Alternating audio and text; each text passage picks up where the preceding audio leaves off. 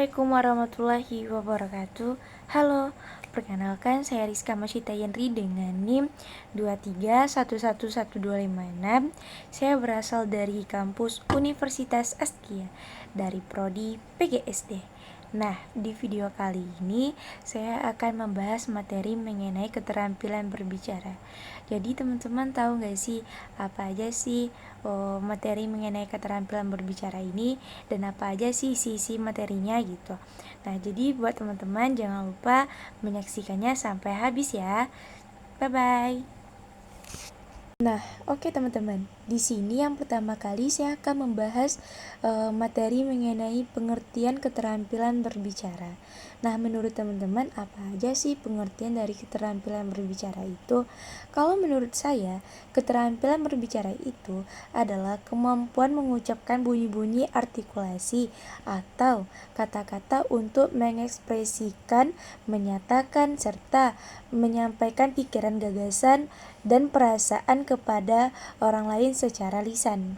Itu menurut saya dari pengertian keterampilan berbicara. Selanjutnya yaitu tujuan berbicara. Tujuan utama berbicara itu adalah menyampaikan maksud, ide, pikiran, atau perasaan kepada orang lain agar dapat dipahami secara khusus. Tujuan berbicara ini yang pertama yaitu memberi informasi. Nah, di mana kita bisa menyampaikan fakta atau data kepada pendengar. Nah, yang kedua yaitu mempengaruhi, di mana kita berusaha mengubah sikap, pendapat, atau perilaku pendengar sesuai dengan keinginan pembicara. Dan yang ketiga, menghibur, di mana kita bisa memberikan hiburan atau kesenangan melalui cerita, humor, atau anekdot. Nah, itulah materi mengenai tujuan keterampilan berbicara. Ada juga materi selanjutnya mengenai jenis-jenis keterampilan berbicara. Apa aja sih jenis-jenis keterampilan berbicara itu? Yang pertama, berbicara secara interpersonal, di mana bisa berkomunikasi langsung secara individu seperti percakapan sehari-hari kita gitu. Nah, yang kedua yaitu berbicara di depan umum, di mana kita bisa menyampaikan sebuah pidato, presentasi, atau ceramah-ceramah di depan audiens. Dan yang ketiga yaitu diskusi. Nah, di mana kita bisa berpartisipasi dalam pertukaran ide atau pendapat dalam kelompok. Nah, yang selanjutnya yaitu debat. Nah, di mana kita bisa berbicara untuk mempertahankan pendapat atau argumen secara forum formal gitu. Selanjutnya yaitu materi mengenai faktor-faktor mempengaruhi keterampilan berbicara. Jadi ada beberapa faktor yang mempengaruhi keterampilan berbicara. Yang pertama yaitu penguasaan kosakata, di mana semakin banyak kosakata yang dikuasai, semakin lancar pula seseorang dalam berbicara. Yang kedua yaitu pelafalan. Nah, di mana kejelasan dalam mengucapkan kata-kata mempengaruhi pemahaman si pendengar. Dan yang ketiga yaitu intonasi dan ritme, di mana penggunaan intonasi yang tepat dapat menekankan makna dan menarik perhatian kepada si pendengar. Selanjutnya yaitu kepercayaan diri, di mana rasa percaya diri ini dapat mempengaruhi kelancaran atau kejelasan dalam setiap berbicara. Nah, maka semakin kita percaya diri, maka akan semakin jelas apa yang akan kita sampaikan kepada audiens. Dan yang terakhir yaitu penguasaan materi, di mana pemahaman yang mendalam tentang topik yang dibicarakan akan semakin meningkat kualitas penyampaiannya. Mungkin itulah mengenai jenis-jenis keterampilan dalam berbicara. Materi selanjutnya yaitu teknik pengembangan keterampilan berbicara. Untuk meningkatkan keterampilan berbicara, ada beberapa teknik yang dapat kita terapkan. Yang pertama, latihan rutin, di mana kita bisa berlatih berbicara secara teratur untuk meningkatkan kelancaran dan kepercayaan diri. kedua yaitu merekam dan mengevaluasi, di mana seorang pembicara harus merekam dirinya sendiri pada saat berbicara agar dapat mengevaluasi untuk mengetahui kelebihan dan kekurangannya. Dan yang ketiga, belajar dari ahli, di mana kita bisa mengikuti pelatihan atau seminar dari pembicara profesional untuk menambah wawasan dan teknik pembicara. Yang terakhir yaitu memperluas wawasan, di mana kita bisa membaca dan mempelajari berbagai topik untuk menambah pengetahuan yang dapat kita gunakan dalam berbicara. Mungkin itulah teknik pengembangan keterampilan dalam berbicara. Nah, mungkin itulah materi dari saya mengenai keterampilan berbicara. Dapat saya simpulkan bahwasanya dengan memahami konsep dasar, tujuan, jenis-jenis, faktor mempengaruhi, dan teknik pengembangan keterampilan berbicara, maka seseorang dapat meningkatkan kemampuan dan komunikasi secara lebih efektif. Baik, materi selanjutnya yaitu strategi berbicara. Nah, jadi strategi berbicara ini adalah cara atau pendekatan yang digunakan untuk menyampaikan pesan secara efektif agar audiens memahami maksud yang disampaikan. Nah, jadi strategi ini sangat penting untuk memastikan komunikasi berjalan lancar, terutamanya dalam situasi formal seperti presentasi, diskusi, atau negosiasi. Nah, ada beberapa tentang strategi berbicara, yaitu yang pertama, persiapan materi. Nama materi terbagi beberapa poin. Yang pertama yaitu pemahaman topik yang akan dibicarakan dengan baik. Yang kedua, susunan poin-poin penting secara sistematis agar mudah diingat dan disampaikan. Dan yang ketiga yaitu antisipasi pertanyaan atau tanggapan dari audiens. Nah, yang kedua yaitu kenali audiens, di mana ada beberapa poin kenali audiens ini. Yang pertama yaitu sesuaikan gaya bahasa, nada, dan isi pembicaraan dengan audiens. Yang kedua yaitu gunakan analogi atau contoh yang secara relevan dengan pengalaman mereka. Dan yang ketiga yaitu gunakan struktur yang jelas. Nah, di mana ada beberapa poinnya. Yang pertama yaitu pembukaan, di mana mulailah salam, kata pengantar yang menarik, atau pertanyaan retoris untuk menarik perhatian. Nah, teman-teman, yang kedua yaitu kenali audiens. Nah, di mana setiap audiens memiliki latar belakang tersebut, terus memiliki kebutuhan dan harapan yang berbeda. Nah, dengan mengenali audiens ini, kita si pembicara bisa menjelaskan atau menjelaskan secara relevan dan lebih menarik lagi. Nah, yang adapun beberapa poin terhadap untuk memperkenali audiens tersebut. Poin yang pertama yaitu analisis demografi. Nah, di mana ketahui usia audiens tersebut dan terus pendidikannya dan atau budaya audiens tersebut. Yang kedua, pemahami harapan. Nah, di mana apa yang mereka inginkan dari pembicara dan apakah mereka yang mencari informasi, solusi, atau hiburan. Ketika kita memahami audiens tersebut, maka kita akan mengetahui apa yang keinginan dari audiens tersebut. Dan yang poin yang ketiga yaitu sesuaikan gaya bicara. Nah, di mana kita menggunakan bahasa formal atau audiens profesional. Nah, di mana atau gaya santai untuk audiens umum.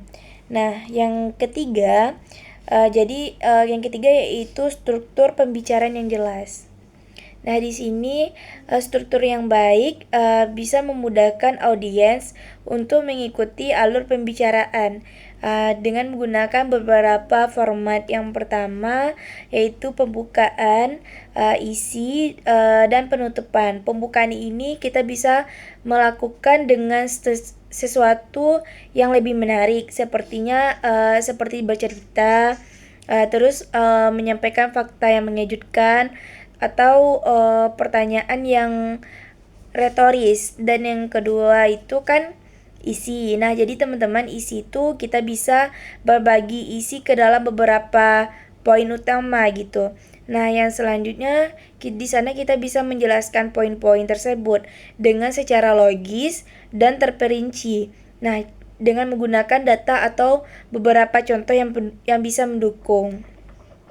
Nah, di dalam penutupan, di mana si pembicara bisa merangkum semua isi poin-poin yang sangat penting dan dapat menyampaikan sebuah kesimpulan dari pembicaraan tersebut. Dan terus yang terakhir yaitu di mana si pembicara bisa mengakhiri dengan cara menyimpulkan tadi. Nah, maka si pembicara bisa menyimpulkan lebih jelas dan secara relevan kepada audiens. Yang poin keempat yaitu komunikasi nonverbal. Nah, di mana komunikasi nonverbal ini dapat mendukung pesan verbal dan membantu menciptakan hubungan dengan audiens. Ada beberapa elemen yang dapat kita perhatikan, yaitu yang pertama kontak mata. Nah, jadi di mana kita bisa menunjukkan kepercayaan diri dan keterhubungan. Yang kedua, ekspresi wajah, di mana sesuaikan dengan emosi yang kita inginkan, yang ingin disampaikan, seperti senyuman saat berbicara santai gitu. Yang selanjutnya gerakan tubuh, di mana kita bisa menggunakan gerakan tangan untuk menekankan poin tertentu, tetapi jangan terlalu berlebihan. Dan selanjutnya postur tubuh. Nah, di mana kita bisa menunjukkan sikap terbuka dan percaya diri. Dan adapun poin yang kelima yaitu variasi intonasi dan tempo. Nah, di mana teman-teman, intonasi ini yaitu menggunakan nada suara yang bervariasi, membuat pembicaraan lebih menarik dan membantu menekankan poin penting. Kalau tempo itu adalah berbicara terlalu cepat membuat audiens sulit mengikutinya gitu. Sementara si pembicara terlalu lambat dapat membuat mereka bosan. Jadi temukanlah ritme yang nyaman dan yang seimbang gitu. Dan yang poin keenam, bahasa yang efektif. Nah, di mana kita bisa menggunakan bahasa yang mudah dipahami oleh audiens. Bahasa yang kita bisa gunakan yaitu contohnya menggunakan bahasa yang sederhana dan jelas. Nah, di mana kita bisa hindari penggunaan jargon yang sulit untuk dimengerti kecuali audiens terbiasa dengan istilah tersebut. Yang kedua, kalimat pendek. Nah, di mana kalimat panjang cenderung sulit dipahami. Nah, dan yang selanjutnya kreatif. Nah, di mana kita bisa menggunakan analogi, metafora, dan atau cerita untuk menjelaskan konsep yang rumit. Nah, itulah poin yang keenam. Poin yang ketujuh yaitu melibatkan audiens. Nah, di mana interaksi dengan audiens membuat pembicara lebih hidup dan lebih menarik. Cara melibatkannya yaitu yang pertama, ajukan pertanyaan. Nah, di mana si pembicara bisa mengajak audiens untuk berpikir atau berbagi pendapat. Nah, yang kedua, responsif. Nah, di mana responsif ini bisa untuk tanggapi pertanyaan atau komentar dengan sopan dan antusias. Dan yang selanjutnya, gunakan humor. Nah, di mana jika sesuai humor dapat mencairkan suasana dan membuat pembicara lebih santai. Itulah poin yang ketujuh. Selanjutnya teman-teman, poin ke-8 yaitu manajemenkan kecemasan. Dimana manajemenkan kecemasan ini yaitu rasa gugup yang dimiliki oleh si pembicara. Itu sangatlah wajar bagi si pembicara. Adapun beberapa tips untuk mengatasi manajemen kecemasan ini. Yang pertama yaitu latihan. Nah, di mana si pembicara di depan cermin, di mana si pembicara ini dapat berlatih di depan cermin untuk membiasakan dirinya, dan yang kedua fokus pada pesan. Nah, di mana si pembicara dapat mengalihkan perhatian dan dari rasa gugup ke tujuan komunikasi. Dan yang selanjutnya pernapasan. Nah, di mana si pembicara sebelum menyampaikan hal sesuatu, tariklah nafas dalam-dalam sebelum memulai berbicara untuk menekan diri gitu. Mungkin itulah poin yang ke-8. Poin yang terakhir yaitu atau poin yang ke-9, evaluasi dan umpan balik. Nah, di mana setelah berbicara, lakukanlah evaluasi untuk mengetahui apa yang bisa ditingkatkan. Nah, adapun beberapa poinnya. Yang pertama, minta pendapat. Nah, di mana kita bisa tanyakan kepada audiens atau kolega tentang kinerja yang kita lakukan. Yang kedua, perhatikan rekaman. Nah, saat kita berbicara, kita bisa merekam diri kita agar kita lebih mengetahui kekurangan dan kelebihan saat kita berbicara. Mungkin rekaman tersebut sangatlah penting untuk seorang pembicara. Dan mungkin itulah yang dapat saya sampaikan mengenai strategi berbicara ini. Nah, jadi teman-teman, dapat saya simpulkan mengenai strategi berbicara ini, yaitu strategi berbicara bukan hanya soal bagaimana kita berbicara, tetapi juga bagaimana kita membangun koneksi dengan audiens dan menyampaikan pesan yang secara lebih efektif dengan persiapan yang lebih matang dan komunikasi yang jelas dan interaksi yang lebih baik. Nah, kita dapat menjadi pembicara yang percaya diri dan inspiratif, dan juga praktikkan secara konsisten, dan kemampuan berbicara kita akan terus berkembang gitu. Mungkin itulah yang dapat saya simpulkan mengenai strategi berbicara ini. Jadi itulah materi mengenai keterampilan berbicara. Mungkin itulah yang dapat saya sampaikan. Jika ada kekurangan atau kesalahan mohon dimaafkan. Wabillahi taufik wal hidayah. Assalamualaikum warahmatullahi wabarakatuh. Dadah.